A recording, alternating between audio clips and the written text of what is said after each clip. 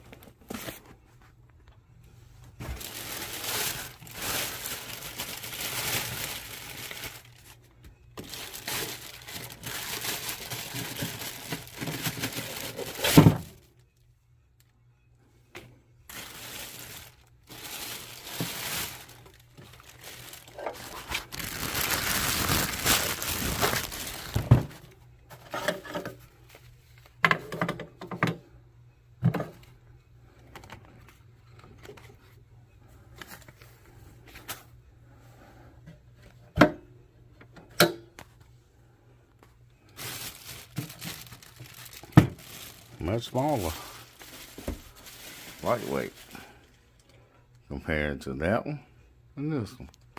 Let's get it plugged in and see what it does.